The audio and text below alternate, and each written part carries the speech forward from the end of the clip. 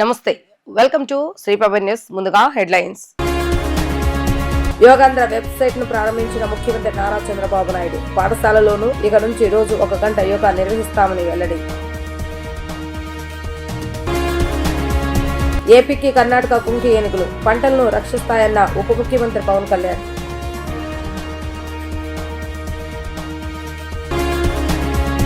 June 21న జరిగే అంతర్జాతీయ యోగా దినోత్సవ వేడుకలపై మంత్రి నారా లోకేష్ సమీక్ష. ఎలాంటి ఇబ్బందులు తలెత్తకుండా పకడ్బందీ ఏర్పాట్లు చేయాలని దిశానిర్దేశం. యోగాకు ప్రపంచవ్యాప్తంగా గుర్తింపు తెచ్చిన ఏకైక వ్యక్తి ప్రధాని నరేంద్ర మోడీ అని ముఖ్యమంత్రి నారా చంద్రబాబు నాయుడు పేర్కొన్నారు. దీని ప్రాముఖ్యతను గుర్తించేలా చేసిన ఘనత మోడీదేనని చెప్పారు. నేడు ప్రపంచంలోని అన్ని దేశాల్లో జరుపుకునే కార్యక్రమం యోగా అని తెలిపారు. ఇది కొద్దిమందికో కొన్ని ప్రాంతాలకు సంబంధించింది కాదని అన్నారు. ఉండవల్లిలోని చంద్రబాబు నాయుడు నివాసంలో యోగాంధ్ర వెబ్సైట్ ను సీఎం చంద్రబాబు నాయుడు ప్రారంభించారు. ఈ సందర్భంగా ఏర్పాటు చేసిన విలేకరుల సమావేశంలో ఆయన మాట్లాడుతూ అందరి జీవితాల్లో యోగా అనేది ఒక భాగం కావాలని తెలిపారు. ఒత్తిడి నుంచి ఉపశమనం కావాలంటే యోగా తప్పనిసరి అని చెప్పారు. ఫోటోలు, ఈవెంట్ కోసం ఒక్కరోజు చేసే కార్యక్రమం కాదని పేర్కొన్నారు. ప్రతి ఒక్కరిలో ప్రగాఢమైన మార్పు తీసుకొచ్చే కార్యక్రమం ఇది అని ఆయన వివరించారు. జీవనశైలిలో భాగమయ్యేలా యోగాను ముందుకు తీసుకువెళ్లాలని పిలుపునిచ్చారు. ఇవాల్టి నుంచి నెలపాటు యోగాంధ్ర 2025 నిర్వహిస్తున్నామని వెల్లడించారు. కనీసం 2 కోట్ల మందికి తక్కువ కాకుండా ఇందులో పాల్గొనాలన్నది సంకల్పమని తెలియజేశారు. కనీసం 10 లక్షల మందికి పైగా యోగా సర్టిఫికెట్లు ఇవ్వాలని లక్ష్యాన్ని చంద్రబాబు నాయుడు వెల్లడించారు. వచ్చే నెల 21వ తేదీన విశాఖలో 5 లక్షల మందితో యోగా కార్యక్రమాన్ని నిర్వహిస్తున్నామని, ఆర్కే బీచ్ నుంచి భోగాపురం వరకు దీన్ని చేపడతామని వివరించారు. వచ్చే నెల 21వ తేదీన ఉదయం 8 గంటల నుంచి 9 గంటల వరకు నిర్వహిస్తున్నట్లుగా పేర్కొన్నారు. ఈ కార్యక్రమానికి ప్రధాని మోడీ హాజరవుతారని అన్నారు. ప్రాణాయామం, ఆసనాలు, ధ్యానం చేయగలిగితే ఒత్తిడి అనేది ఉండదని తెలియజేశారు. పాఠశాలలోనూ ఇక నుంచి రోజు 1 గంట యోగా ఉంటుందని ఆయన తెలిపారు. ఈ రోజు మనం చూస్తే ఇంటర్నేషనల్ డే ఆఫ్ యోగా 2014 డిసెంబర్లో యునైటెడ్ నేషన్ జనరల్ అసెంబ్లీ ఆమోదించి ప్రపంచం అంతా జరపాలని నిర్ణయం తీసుకునే పరిస్థితి తీసుకొచ్చారు.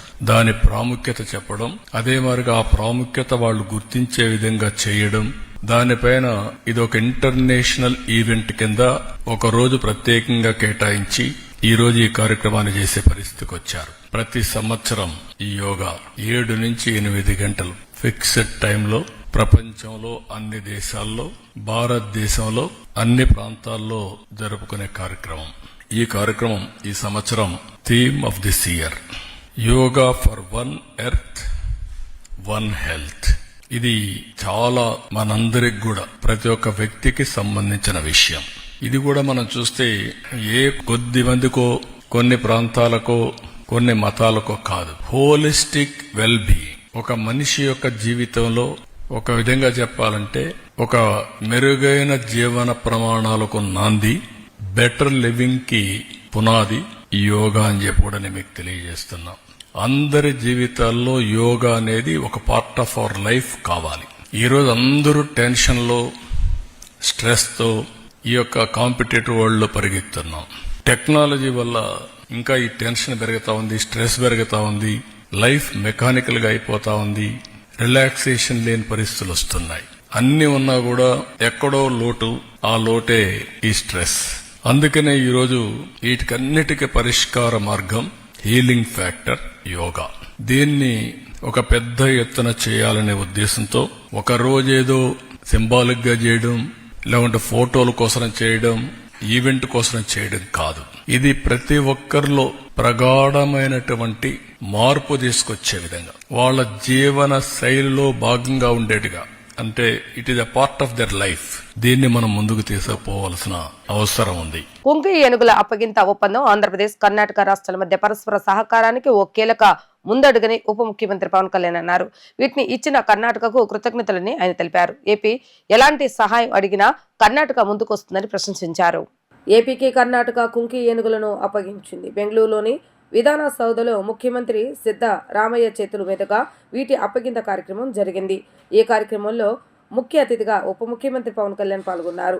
6 కుంకి ఏనుగులను ఏపీకి ఇచ్చింది. ఈ సందర్భంగా ఉప ముఖ్యమంత్రి పవన్ కళ్యాణ్ మాట్లాడుతూ ఆంధ్రప్రదేశ్, కర్ణాటక రాష్ట్రాల మధ్య సహకారం ఇలాగే కొనసాగాలని ఆకాంక్షించారు.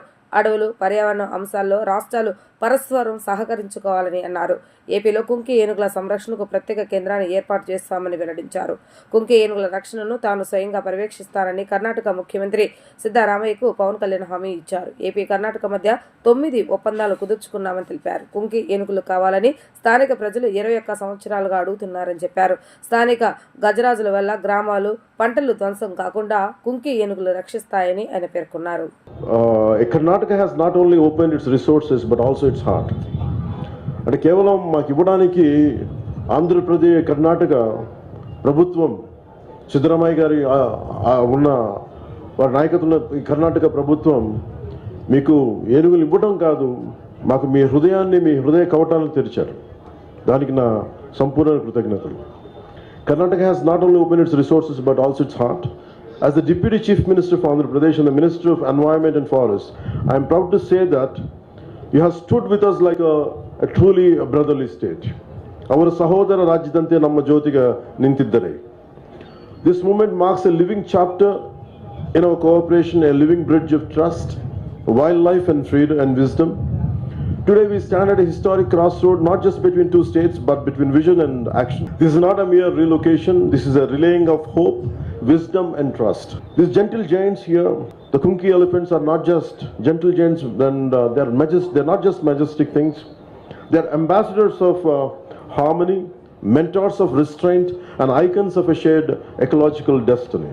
So for this, to the people of Government of Karnataka, we thank you not just for this noble gesture, but for standing us within the spirit of ecological brotherhood. With this cooperation, the forests of both states will become more secure. ಈ ಸಹಕಾರದಿಂದ ಎರಡು ರಾಜ್ಯಗಳು, ಅರಣ್ಯಗಳು ಹೆಚ್ಚು ಸುರಕ್ಷಿತವಾಗುತ್ತವೆ. And in return, so Honorable Minister of Forest and Environment, Shri Ishwar Kandreji, was saying to make sure these elephants will be taken care. And sir, I promise you, sir, to the Honorable Chief Minister Siddaramaiah ji and to Honorable Ishwar Kandreji, I promise you, I'll personally look into it time to time. I'll visit them. I'll make sure their health is good. I'll make sure they've been taken care well. And I will promise you that if anything goes wrong, you can make me liable for that. And in return, we pledge to honor this trust with the precision of science, the spirit of empathy, and the unshakable integrity of our purpose. This is just the beginning. Let us work together, Karnataka and Andhra, with shared footprints and a singular purpose. We look forward to taking these gentle giants, these Kunki elephants, home and establishing a modern elephant camp in Andhra Pradesh, one that reflects both traditional wisdom and modern standards of care, nutrition and ethical management. And let us continue to work hand in hand to stop smuggling of red sandals and sandalwood, to protect our shared biodiversity across borders, and to build an example of interstate ecological unity and to all of Bharat, for all of Bharat. And apart from Kunki elephants, I would like to bring it to your notice of both the states. Apart from transfer of Kunki elephants, and Karnataka government under the leadership of Siddaramaiah ji and Shri Ishwar Kandreji, we have about 9 more events happen. 9 more things have happened. One is standard operating procedure for Asian elephant capture, guidelines for field staff for HEC management, solar tentacle fence design, railway barricade design, elephant proof trench design, elephant task force and constitution functions, and know the elephant of educational video of elephant task force, video of Kunki based Asian elephant capture. And apart from this, all this transfer of knowledge happen at this level. So I'm grateful to you one more time. And also I'd like to thank our beloved and respected Chief Minister Sri Andhra Pradesh Honorable Chief Minister Sri Chandrababu Naidu ji for entrusting this responsibility on me. And this is a dream of 20 years. Last 21 years nunchi ప్రత్యేకించి transfer of elephants knowledge undali, endukante mitigation elephants manushula valla, between the conflict between elephants and elephants and humans, a lot of lives have been losing. This recently also we had lost. A lot of people had lost their lives, and I think these people have been expecting for the last 20 years, and we could happen with the blessings of Sri Siddaramaiah ji and Ishwar Kandreji, and thank you from the bottom of my heart, sir. విశాఖలో వచ్చే నెల 21న జరిగే అంతర్జాతీయ యోగా దినోత్సవ వేడుకలకు ప్రధాని నరేంద్ర మోడీ హాజరవుతుండటంతో ఎలాంటి ఇబ్బందులు తలెత్తకుండా పకడ్బందీ ఏర్పాట్లు చేయాలని మంత్రి నారా లోకేష్ నేతృత్వంలోని మంత్రుల బృందం అధికారులకు దిశానిర్దేశం చేసింది. 26 జిల్లాల్లో 26 రోజుల పాటు జరిగే యోగా కార్యక్రమాలపై క్యాలెండర్ను రూపొందించాలని అధికారులను ఆదేశించారు. సెలబ్రిటీలను కూడా భాగస్వామ్యం చేయాలని సూచించారు. విశాఖలో వచ్చే నెల 21న జరిగే అంతర్జాతీయ యోగా దినోత్సవ వేడుకలకు ప్రధాని నరేంద్ర మోడీ హాజరవుతుండటంతో ఎలాంటి ఇబ్బందులు తలెత్తకుండా పకడ్బందీ ఏర్పాట్లు చేయాలని మంత్రి నారా లోకేష్ నేతృత్వంలోని మంత్రుల బృందం అధికారులకు దిశానిర్దేశం చేసింది. రాష్ట్ర వ్యాప్తంగా అంతర్జాతీయ యోగా దినోత్సవ వేడుకల ఏర్పాట్లపై ఉండవల్లి నివాసంలో అధికారులతో మంత్రుల బృందం సమీక్ష నిర్వహించింది. ఈ సందర్భంగా మంత్రి నారా లోకేష్ మాట్లాడుతూ యోగా ప్రధాని నరేంద్ర మోడీ గారి మనసుకు దగ్గరైన కార్యక్రమం. రాష్ట్ర అభివృద్ధికి మోడీ గారు ఎంతగానో అండగా నిలుస్తున్నారు. విశాఖలో 11వ అంతర్జాతీయ యోగా దినోత్సవం నిర్వహించుకునేందుకు అవకాశం రాష్ట్రానికి దక్కింది. అన్ని శాఖల సమన్వయంతో కార్యక్రమం విజయవంతం అవడానికి కృషి చేయాలి. రేపటి నుంచి నెల రోజుల పాటు యోగా కార్యక్రమాలు జరగనున్నాయి. ఇందుకు మొదటి 3 రోజులు ప్రజలను సన్నద్ధం చేయాలని అన్నారు. యోగాంధ్రలో భాగంగా 26 జిల్లాలో 26 రోజుల పాటు రాష్ట్ర కార్యక్రమాల కింద రోజుకో జిల్లాలో 5,000 మందితో వినూత్నంగా యోగాభ్యాసన కార్యక్రమాలు నిర్వహించేందుకు తగిన ఏర్పాట్లు చేయాలని మంత్రుల బృందం అధికారులను ఆదేశించింది. ఇందులో యువత, మహిళలు, సీనియర్ సిటిజన్స్, పోలీసులు, దివ్యాంగులు, ఉద్యోగులు వంటి వివిధ విభాగాలను భాగస్వామ్యం చేయాలి. ఈ కార్యక్రమంలో పాల్గొనే వారికి ధ్రువపత్రాలు ఇవ్వాలి. 26 జిల్లాలో 26 రోజుల పాటు జరిగే యోగా కార్యక్రమాలపై క్యాలెండర్ను రూపొందించాలని అధికారులను ఆదేశించారు. సెలబ్రిటీలను కూడా భాగస్వామ్యం చేయాలని సూచించారు. ప్రధాన పట్టణాలు, నగరాల్లో యోగాభ్యాసన కార్యక్రమాలు చేపట్టేందుకు అవసరమైన చర్యలు తీసుకోవాలని ఆదేశించారు. రాష్ట్రంలో 100 పర్యాటక, ఆధ్యాత్మిక ప్రదేశాలు 1000 మందితో యోగా డే నిర్వహణకు ఏర్పాట్లు చేయాలని అన్నారు. యోగా ప్రాధాన్యతను ప్రజలకు చేరవేసే కార్యక్రమంగా యోగాంధ్ర మాసోత్సవాలు నిర్వహిస్తున్నట్లుగా ప్రభుత్వ ప్రత్యేక ప్రధాన కార్యదర్శి ఎంటీ కృష్ణబాబు తెలియజేశారు. విజయవాడలో నేడు ఘనంగా మొదలైన ఈ కార్యక్రమం రాష్ట్ర వ్యాప్తంగా నెల రోజుల పాటు కొనసాగుతున్నట్లుగా తెలిపారు. కనీసం 2 కోట్ల మందికి యోగాపై అవగాహన కల్పించి శిక్షణ అందజేసేందుకు చర్యలు తీసుకుంటున్నామని తెలిపారు. విజయవాడ హరిత బేరం పార్క్ లో యోగాంధ్ర జనాగృతి కార్యక్రమం మంగళవారం నాడు ఘనంగా ప్రారంభమైంది. మే 21 నుంచి జూన్ 21వ తేదీ వరకు నెల రోజుల పాటు రాష్ట్ర వ్యాప్తంగా యోగాంధ్ర మాసోత్సవాలు నిర్వహించనున్నారు. ఈ సందర్భంగా ప్రభుత్వ ప్రత్యేక ప్రధాన కార్యదర్శి ఆరోగ్యం, వైద్య, కుటుంబ సంక్షేమం ఎంటీ కృష్ణబాబు మాట్లాడుతూ రాష్ట్రంలో కనీసం 2 కోట్ల మందికి పైగా యోగాపై అవగాహన కల్పించి శిక్షణ అందజేసేందుకు చర్యలు తీసుకుంటున్నామని తెలిపారు. నిపుణులు రూపొందించిన కామన్ యోగా ప్రోటోకాల్ ప్రకారం శిక్షణ, అభ్యాసం నిర్వహించనున్నారు.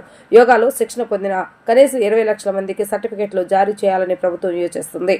రాష్ట్ర వ్యాప్తంగా దాదాపు 100 పర్యాటక ప్రాంతాల్లో ప్రత్యేక ప్రచార కార్యక్రమాలు నిర్వహించనున్నారు.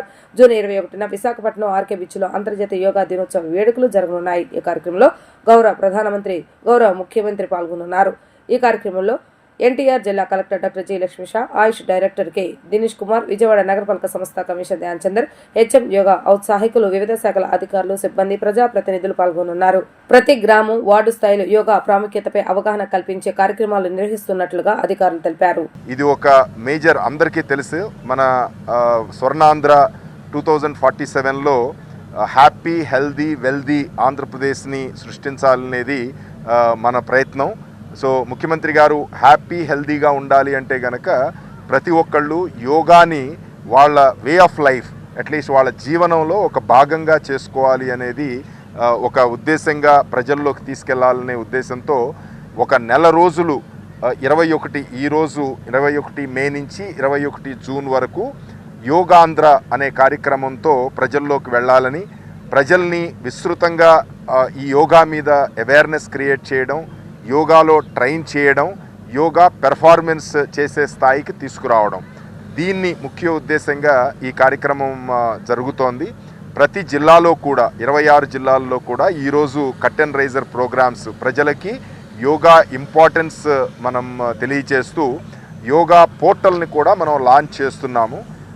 అందరూ కూడా విరివిగా, అంటే ముఖ్యమంత్రి గారి ఉద్దేశం ఏంటంటే మన రాష్ట్రంలో 2 కోట్ల మంది అట్లీస్ట్ యోగా వైపు అట్రాక్ట్ చేసి యోగాలో పార్టిసిపేట్ చేసి పెర్ఫార్మెన్స్ ఇచ్చే స్థాయికి రావాలి అని, 2 కోట్ల మందిని మనం రిజిస్టర్ చేసి వాళ్ళందరికీ కూడా యోగా నేర్చుకునే సదుపాయాన్ని కలగచేయాలని, దీనికోసం మన నేషనల్ యోగా ఇన్స్టిట్యూట్ వాళ్ళతో ఒక ఒప్పందం పెట్టుకుని ట్రైనర్స్ని, మాస్టర్ ట్రైనర్స్ని, మనకున్న యోగా గురువులు ఉన్నారు, యోగా ఇన్స్ట్రక్టర్స్ ఉన్నారు, యోగా పార్టిసిపేట్ చేసి రెగ్యులర్గా చేసేవాళ్ళు ఉన్నారు, వాళ్ళ సహకారంతో, మాస్టర్ ట్రైనర్ సహకారంతో ప్రతి గ్రామంలోనూ ప్రతి వార్డులో కూడా యోగా మీద ప్రజల్ని ఇన్వాల్వ్ చేసి వాళ్ళకి నేర్పి ఒక 3 రోజులు ప్రోటోకాల్ వాళ్ళు ఇచ్చారు. 3 రోజులు కనుక ఈ 45 నిమిషాల ప్రోటోకాల్ ప్రకారం కనుక యోగా చేస్తే కనుక ఒక సర్టిఫికెట్ కూడా ఇచ్చే ఏర్పాటు చేయడం జరిగింది. సో అట్లీస్ట్ 20 లక్షల మంది వరకు ఈ సర్టిఫికెట్స్ మనం ఇచ్చే స్థాయిలో మనం యోగా ప్రాక్టీస్ చేయించాలని, అలాగే 2 కోట్ల మంది పార్టిసిపేట్ చేయాలని, అలాగే డిఫరెంట్ గ్రూప్స్గా అంటే మనం ఉమెన్ కానివ్వండి, దివ్యాంగులు కానివ్వండి, సీనియర్ సిటిజన్స్ కానివ్వండి, స్టూడెంట్స్ కానివ్వండి, అలాగే different walks of life, drivers, తర్వాత వర్కర్సు, అన్ని రకాల వాక్స్ ఆఫ్ లైఫ్ వాళ్ళందరినీ కూడా ఇన్వాల్వ్ చేస్తూ ప్రతి జిల్లాలో కూడా ఒకరోజు ఒక కార్యక్రమం పెద్ద ఎత్తున టేకప్ చేసి అవేర్నెస్ క్రియేట్ చేయాలని, అలాగే ఆల్మోస్ట్ ఒక 100 టూరిస్ట్ ప్లేస్లు అంటే ప్రతి జిల్లాలో కనీసం ఒక 4 టూరిస్ట్ ప్లేస్లు ఐడెంటిఫై చేసి ప్రతి వారం ఒక టూరిస్ట్ ప్లేస్ దగ్గర కనీసం ఒక 1000 మందితో యోగా డెమాన్స్ట్రేషన్ కార్యక్రమం చేయాలని, ఇలా ప్రజల్లోకి యోగా మీద వాళ్ళ బెనిఫిట్స్ వాళ్ళకి అర్థమయ్యేటట్టు చెప్తూ వాళ్ళని ఎంకరేజ్ చేయాలనేది ముఖ్యమంత్రి గారి ఉద్దేశం. ఆల్మోస్ట్ ఈ యాక్టివిటీ అంతా కూడా జూన్ 21న వైజాగ్లో ఆర్కే బీచ్లో కల్మినేట్ అవుతుంది. ఆల్మోస్ట్ 5 లక్షల మంది పార్టిసిపేషన్తో, ప్రత్యక్షంగా పార్టిసిపేషన్తో ప్రధానమంత్రి గారు, ముఖ్యమంత్రి గారు, ఇతర పెద్దలు సమక్షంలో ఈ కార్యక్రమం ఒక వరల్డ్ రికార్డుగా చేయాలనే సంకల్పంతో ప్రభుత్వం పనిచేస్తోంది. ఏపీ ప్రభుత్వంతో చర్చలు ఫలించడంతో ఉత్తమ కార్యాచరణను తాత్కాలికంగా వాయిదా వేస్తున్నట్లుగా ఉపాధ్యాయ సంఘాల ఐక్యవేదిక ప్రకటించింది. ఉపాధ్యాయ సంఘాలతో పాఠశాల విద్యాశాఖ కార్యదర్శి కోన శశిధర్ సచివాలయంలో సమావేశమయ్యారు. ఎస్డీలకు మాన్యువల్ పద్ధతిలో బదిలీలు నిర్వహించేందుకు ప్రభుత్వం ఒప్పుకుందని చెప్పారు. ఉన్నత పాఠశాలలో 49 దాటిన తర్వాత 2వ సెక్షన్ ఏర్పాటు చేసేందుకు సర్కార్ అంగీకరించింది. ఉపాధ్యాయ సంఘాలతో ఏపీ ప్రభుత్వం చర్చలు ఫలించాయి. దీంతో ఉద్యమ కార్యాచరణను ఉద్యోగ సంఘాలు తాత్కాలికంగా వాయిదా వేసుకున్నాయి. సమాంతర మాధ్యమం విషయంలో మాత్రం మంత్రి నారా లోకేష్ తో చర్చించిన తర్వాతే నిర్ణయం తీసుకోనున్నారు. ఉపాధ్యాయ సంఘాలతో పాఠశాల విద్యాశాఖ కార్యదర్శి కోన శశిధర్ సచివాలయంలో చర్చించారు. ఉపాధ్యాయుల సంఘాల ఐక్యవేదిక తరపున చర్చలు ఫలించినట్లుగా వారు ప్రకటించారు. ఎస్జీడీలకు మాన్యువల్ పద్ధతిలో బదిలీలు నిర్వహించేందుకు ప్రభుత్వం ఒప్పుకుందని చెప్పారు. ఉన్నత పాఠశాలలో 49 దాటిన తర్వాత 2వ సెక్షన్ ఏర్పాటు చేసేందుకు సర్కారు అంగీకరించింది. ఫౌండేషన్ పాఠశాలలో 20 రోజులు దాటిన తర్వాత 2వ పోస్టు ఇస్తామని, ఉన్నత పాఠశాలలు నిర్వహించే ప్రాథమిక పాఠశాలలు విడిగా నిర్వహిస్తామని కూడా ప్రభుత్వం అంగీకారం తెలిపింది. అలాగే వర్క్ లోడ్ ఎక్కువయ్యే సందర్భంలో వర్క్ లోడ్ ఉన్న సబ్జెక్టులకు అవసరం మేరకు అకాడమిక్ ఇన్స్ట్రక్టర్ సర్ప్లస్ ఉపాధ్యాయులను సర్దుబాటు చేయడానికి కూడా ప్రభుత్వం అంగీకరించింది. అన్ని ఉపాధ్యాయ సంఘాలు కూడా గుర్తింపు పొందినటువంటి ఉపాధ్యాయ సంఘాలన్నీ కూడా ఉపాధ్యాయ సంఘాల ఐక్యవేదిక అనేటటువంటి పేరుతో మిగిలినటువంటి రిజిస్టర్ సంఘాలను కూడా కలుపుకొని గత శుక్రవారం నాడు కమిషనర్ గారితో జరిగేటటువంటి సమావేశాన్ని మేమందరం కూడా ఏకాభిప్రాయంతో బహిష్కరించడం జరిగింది. ఆ తర్వాత క్షేత్రస్థాయిలో రేపు వచ్చి ఒక డిఓ కార్యాలయాలు ముట్టడి, 23వ తారీఖున కమిషనరేట్ ముట్టడి అనేటటువంటి 2 కార్యక్రమాలు తీసుకోవడం జరిగింది. దానికి అనుగుణంగా క్షేత్రస్థాయిలో సిద్ధంగా కూడా ఉండడం జరిగింది. అయితే విద్యాశాఖ సెక్రటరీ గారు శ్రీ కోన శశిధర్ గారు నిన్నటి రోజున మమ్మల్ని చర్చలకు ఆహ్వానించడం జరిగింది. మేమందరం కూడా వెళ్ళి దాదాపు ఉదయం 11 నుంచి రాత్రి 9 వరకు కూడా అనేక విషయాల మీద కూడా చర్చించడం జరిగింది. అనేక అంశాలను వారు ఒప్పుకోవడం జరిగింది. అయితే మాకు కొన్ని విషయాల్లో అంటే విధానపరమైనటువంటి విషయాల్లో కొన్ని ఇబ్బందికరమైనటువంటి విషయాల్లో మేము వెనక్కి రావడం జరిగింది. ముఖ్యంగా ఉన్నత పాఠశాలల్లో విద్యార్థుల సంఖ్య 45 దాటితే మాకు 2వ సెక్షన్ ఏర్పాటు చేయడం అనేది ఒకటి, అలాగే తెలుగు మీడియంను సమాంతరంగా కొనసాగించాలనేది ఒకటి, తర్వాత స్కూల్ అసిస్టెంట్లు ఉన్నత పాఠశాలలో బోధించేటటువంటి స్కూల్ అసిస్టెంట్లు ఎవరైతే ఉన్నారో వారిని ఉన్నత పాఠశాలలు ప్రాథమిక ఉన్నత పాఠశాలకే పరిమితం చేయాలి తప్ప ప్రైమరీ పాఠశాలకు పంపకూడదు అనేటటువంటి విషయాలు. ఈ చిన్న విషయాల మీద భేదాభిప్రాయం వచ్చి నిన్న అసందిగ్ధత ఏర్పడింది. మేమందరం కూడా మళ్ళీ వెనక్కి రావడం జరిగింది. మళ్ళీ ఉదయం 9:30కంతా కూడా విద్యాశాఖ కమిషనర్ గారు మమ్మల్ని చర్చలకు ఆహ్వానించడం జరిగింది. అక్కడికి వెళ్ళి మళ్ళీ ఒక ఆహ్వానపూర్వకమైనటువంటి వాతావరణంలో, ఆహ్లాదకరమైనటువంటి వాతావరణంలో మళ్ళీ మేము కొంత వెనక్కి తగ్గడం జరిగింది. మళ్ళీ సెక్రటరీ గారి దగ్గరికి ఇక్కడ వచ్చి జరిపినటువంటి చర్చల మీదట అన్ని ఉపాధ్యాయ సంఘాలు కూడా ఏకాభిప్రాయంతో వారు చెప్పినటువంటి విషయాలన్నిటికీ కూడా మేము ఒప్పుకోవడం జరిగింది. ముఖ్యంగా మేమేదైతే హై స్కూల్లో 45 తర్వాత 2వ సెక్షన్ ఇవ్వన్నామో వీరు 49 తర్వాత 50 వద్ద 2వ సెక్షన్ ఇస్తామని చెప్పారు. మేము ఒప్పుకోవడం జరిగింది. ఆ తర్వాత ప్రతి 40 మందికి కూడా సెక్షన్ ఏర్పాటు చేస్తామని చెప్పారు. అలాగే తెలుగు మీడియం సంబంధించి కూడా మా ప్రభుత్వానికి ప్రతిపాదనలు పంపుతాం. మీకు త్వరలోనే విద్యాశాఖ మంత్రి గారితో ఒక సమావేశాన్ని ఏర్పాటు చేసి దాని మీద కూడా ముందుకు వెళ్తామనేటటువంటి విషయాన్ని కూడా వారు చెప్పడం జరిగింది. దాంతోపాటు ఫౌండేషన్ స్కూల్స్లో కూడా మేము 30 తర్వాత ఉపాధ్యాయుని ఇచ్చినటువంటి పరిస్థితి, మరి వెనక్కి తగ్గి ఇప్పుడు 20 తర్వాత రెండో ఉపాధ్యాయుని ఇస్తారని చెప్పి వారు చెప్పడం జరిగింది. అలాగే హై స్కూల్లో 1-5 తరగతులను కలిపేసినటువంటి పరిస్థితి. ఆ 1-5 తరగతులను సపరేట్గా ఒక యూడేస్ కోడ్ సపరేట్గానే ఇచ్చి వాటి ప్రత్యేకంగానే పరిగణిస్తామని చెప్పి చెప్పడం జరిగింది. ఉపాధ్యాయుల వర్క్ లోడు 117 జీవో వల్ల 40 పీరియడ్లు ఉండేది, వాటిని 32 పీరియడ్లు చేయాలని చెప్పి మేమందరం కూడా కోరడం జరిగింది. దానికి అనుగుణంగా మేము చర్యలు తీసుకుని మీకు వీలైనంత తక్కువ పనివారం ఉండే విధంగా చూస్తామని కూడా వారు స్పష్టమైనటువంటి హామీ ఇవ్వడం జరిగింది. అలాగే స్టడీ లీవ్లో వెళ్ళినటువంటి వారి యొక్క స్థానాలను బదిలీల్లో ఖాళీగా చూపెడతామని చెప్పారు. ప్రభుత్వ అనుమతితో వెళ్ళినటువంటి స్టడీ లీవ్లో వెళ్ళినటువంటి ఉపాధ్యాయులకు వాళ్ళ యొక్క స్థానాలను ఖాళీగా చూపెట్టడం సరికాదని చెప్పడంతో దానిలో కూడా వెనక్కి తగ్గి వారి స్థానాలను ఖాళీగా చూపెట్టమని చెప్పేటటువంటి విషయాన్ని కూడా చెప్పడం. మంత్రి కొల్లు రవీంద్ర సూచనల మేరకు ప్రతిష్టాత్మకంగా బీచ్ గేమ్స్ నిర్వహిస్తున్నామని శాప్ చైర్మన్ రవినాయుడు తెలిపారు. బీచ్ ఫెస్టివల్ లో భాగంగా beach kabaddi, beach volleyball, canoeing and kayaking, dragon boating, water games నిర్వహిస్తున్నామని అన్నారు. క్రీడల నిర్వహణ ఏర్పాట్లపై క్రీడా స్థలాల పరిశీలించామని ఆయన స్పష్టం చేశారు. మచిలీపట్నంలో జూన్ 5, 6, 7 తేదీలో మసుల్లా బీచ్ ఫెస్ట్ 2025 ప్రాంతాన్ని శాప్ చైర్మన్ రవినాయుడు పరిశీలించారు. ఈ సందర్భంగా ఆయన మాట్లాడుతూ అంతర్జాతీయ క్రీడా పోటీలను తలపించేలా సన్నాహాలు చేస్తున్నామని తెలిపారు. బీచ్ గేమ్స్ కు 18 రాష్ట్రాల నుంచి క్రీడాకారులు హాజరు కానున్నారని అన్నారు. మచిలీపట్నం వేదికగా స్పోర్ట్స్ టూరిజం అభివృద్ధికి మంత్రి కొల్లు రవీంద్ర చర్యలు చేపట్టారని ఆయన స్పష్టం చేశారు. మంత్రివర్యులు కొల్లు రవీంద్ర గారి సొంత నియోజకవర్గం, ఆయన ఆధ్వర్యంలో గతంలో బందర అంటే ఆ రోజు దేదీప్యమానంగా అన్నిటికీ ఒక హబ్బుగా ఉండేది. అయితే దురదృష్టవశాతం ఎందుకో మరి వాతావరణం అనుకూలించలో లేకపోతే ఏమో కానీ కొద్ది వెనకబడిన వాస్తవం. కొల్లు రవీంద్ర గారు ఆ రోజు 2014-19లో మళ్ళీ పూర్వ వైభవం రావాలని ఆ రోజు ప్రయత్నాలు చేయడం జరిగింది. ఆ రోజు స్పోర్ట్స్ మినిస్టర్గా యువజన శాఖ మంత్రిగా ఉన్నప్పుడు కూడా ది బెస్ట్ ఈవెంట్ కూడా ఇక్కడ ఆ రోజు చేయడం జరిగింది. మళ్ళీ ఈరోజు మంత్రిగా మళ్ళీ బాధ్యతలు తీసుకున్న తర్వాత టూరిజాన్ని డెవలప్ చేయాలి, వాటర్ గేమ్స్ నిర్వహించాలి, బీచ్ గేమ్స్ నిర్వహించాలి, బీచ్ ఫెస్టివల్స్ నిర్వహించాలి. ఇది ఒక టూరిజం హబ్గా మారాలి. తద్వారా సాంస్కృతికంగా, ఆధ్యాత్మికంగా, క్రీడాపరంగా అన్ని రంగాలుగా ఈ ప్రాంతం అభివృద్ధి చెందాలని చెప్పి ఆయన ఆలోచించి జూన్ 5, 6, 7, 8కి సంబంధించి 5వ తేదీ ఇనాగ్రేషన్ ఉంటుంది. దానికి సంబంధించి నన్ను శాప్ చైర్మన్గా, స్పోర్ట్స్ చైర్మన్గా ఉన్నప్పుడు మాకు కొన్ని నిర్దిష్టమైన ఆదేశాలు కూడా జారీ చేయడం జరిగింది. ఒక మంచి టీం అధికారులు కూడా ఇక్కడ బిల్డ్ అయ్యారు. దేశంలోనే ది బెస్ట్ బీచ్ ఫెస్టివల్ ఇక్కడ నిర్వహించాలి.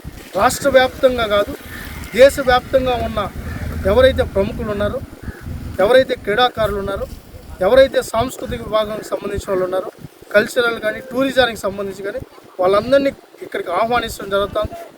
తద్వారా ఈ ప్రాంతం యొక్క ప్రాముఖ్యతను కూడా దేశవ్యాప్తంగా విస్తరించే పరిస్థితి ఉంటుంది. కాబట్టి ఈ ప్రాంతం యొక్క ఆవశ్యకతను కూడా మన రాష్ట్రంకు ఉన్న అతిపెద్ద సంపద ఈరోజు కోస్టల్ ఏరియా.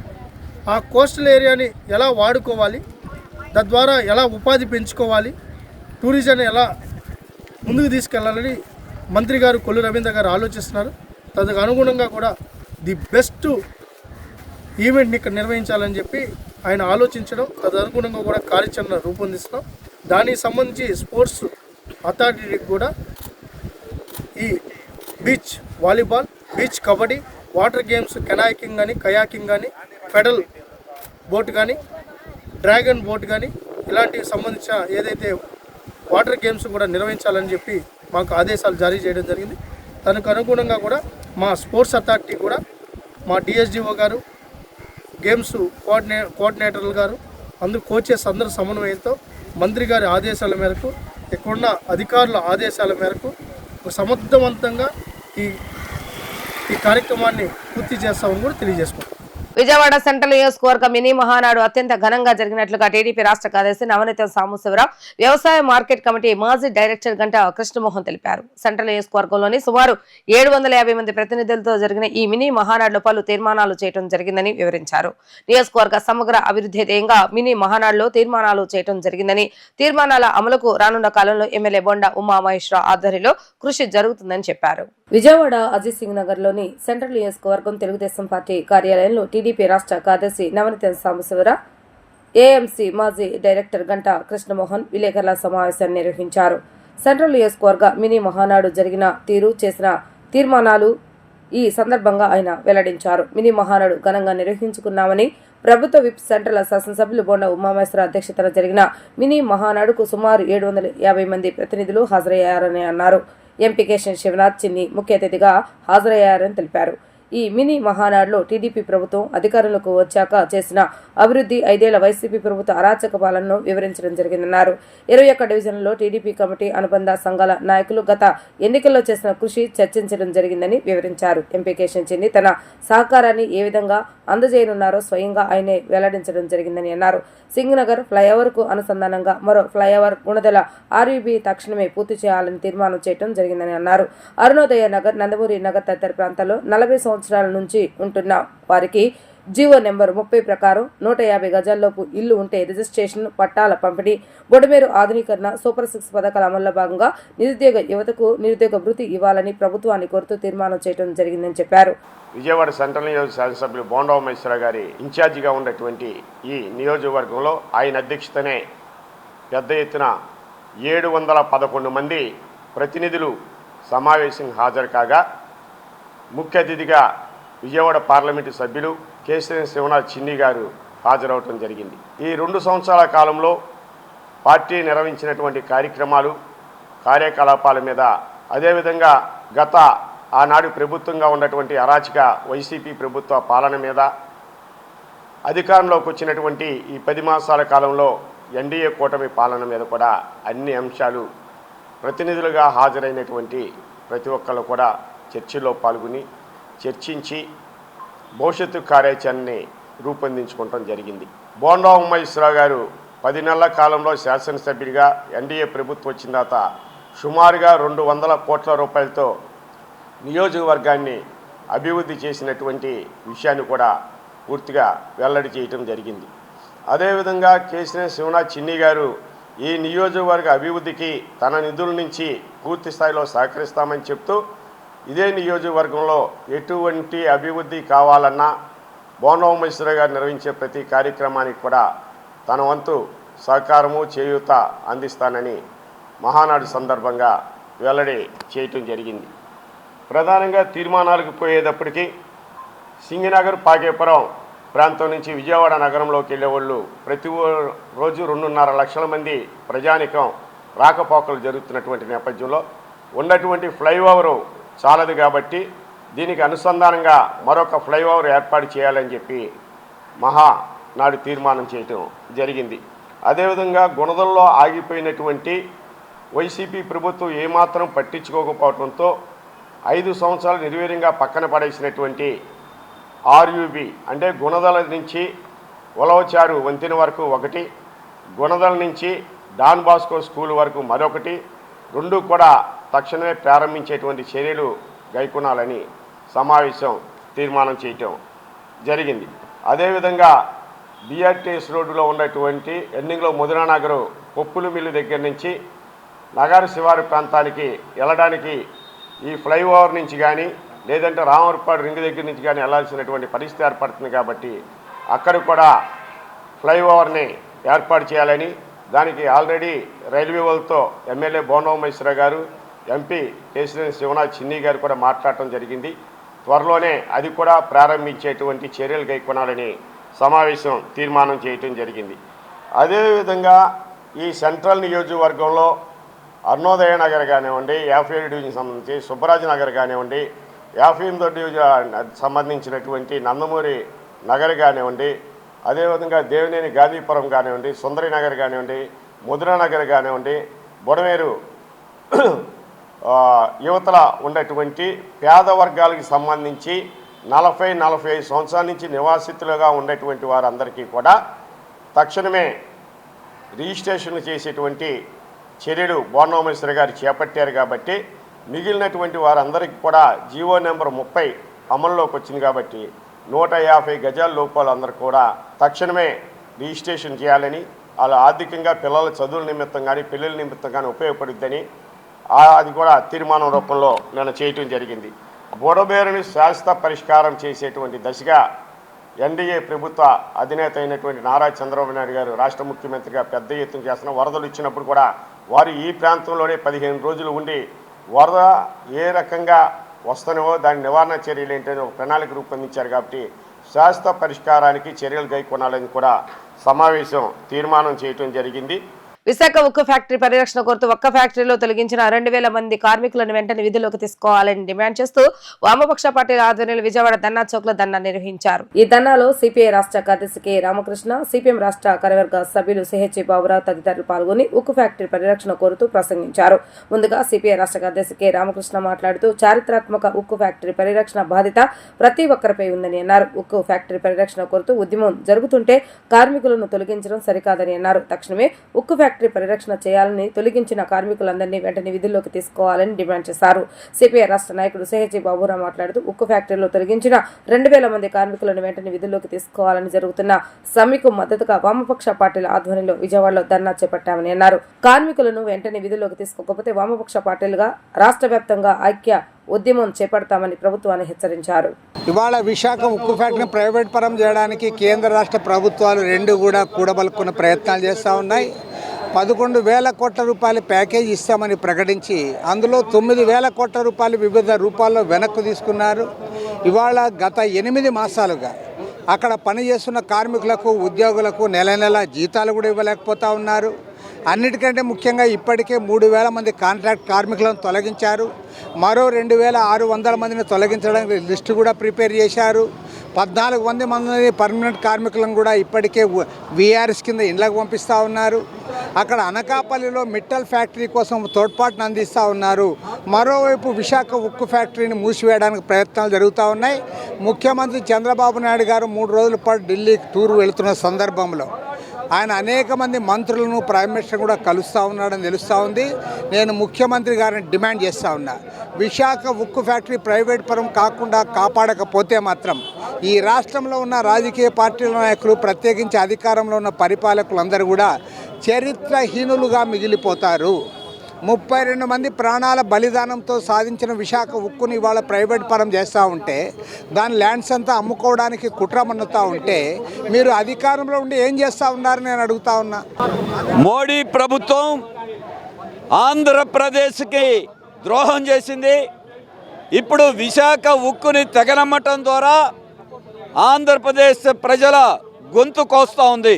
అదానీ అంబానీల కోసం ఆంధ్రప్రదేశ్ని బలి తీసుకుంటారా? విశాఖ ఉక్కును బలి తీసుకుంటారా? ప్రజలు తిరగబడ్డారు, కార్మికులు పోరాడారు. అందుకే ఇవాల్టి వరకు ఆగింది. మీ అధికార కాంక్షతో చాప కింద నీరులాగా పొమ్మనకుండా పొగబెడుతున్నారు. 3,000 మంది కాంట్రాక్ట్ కార్మికుల పనిలో నుండి తొలగించారు. విశాఖ ఉక్కుకి సొంత గనులు ఇవ్వరా? మెట్టల్ కంపెనీకి గనులు ఇస్తారా? రాష్ట్ర ప్రభుత్వం చంద్రబాబు నాయుడు గారు, పవన్ కళ్యాణ్ గారు ఏం చేస్తున్నారు? ఎన్నికల ముందే మాట చెప్పారు, ఇవాళ ఏం చేస్తూ ఉన్నారు? అందరూ జతగట్టి ఈ పాపంలో మీరందరూ భాగస్వాములు అవుతున్నారు. అందుకే కార్మికుల సమ్మె చేపట్టారు. సమ్మెకి వామపక్షాలు మద్దతుగా నిలబడతాం. ఇది కార్మికుల సమస్యే కాదు, ఆంధ్రప్రదేశ్ ప్రజల సమస్య. ఆంధ్రప్రదేశ్ మీద కనీసమైన చిత్తశుద్ధి ఉంటే ఇప్పటికైనా చంద్రబాబు నాయుడు గారు, పవన్ కళ్యాణ్ గారు స్పందించాలి, మోడీ మీద ఒత్తిడి చేయాలి. లేకపోతే మీరు చరిత్రహీనులుగా మిగిలిపోతారు. కమ్యూనిస్టులు, వామపక్షాలు మా ఆందోళన కొనసాగిస్తాం. పోరాడి సాధించుకున్న విశాఖ ఉక్కుని పరిరక్షించుకుంటాం. కార్మికులకి, ప్రజలకు అండగా నిలబడతామని తెలియజేస్తాం. వార్తలు ముగించే ముందు హెడ్లైన్స్ మరొక్కసారి. యోగాంధ్ర వెబ్సైట్ ను ప్రారంభించిన ముఖ్యమంత్రి నారా చంద్రబాబు నాయుడు. పాఠశాలలోనూ ఇక నుంచి రోజు 1 గంట యోగా నిర్వహిస్తామని వెల్లడి. ఏపీకి కర్ణాటక కుంకి ఏనుగులు పంటలను రక్షిస్తాయన్న ఉప ముఖ్యమంత్రి పవన్ కళ్యాణ్.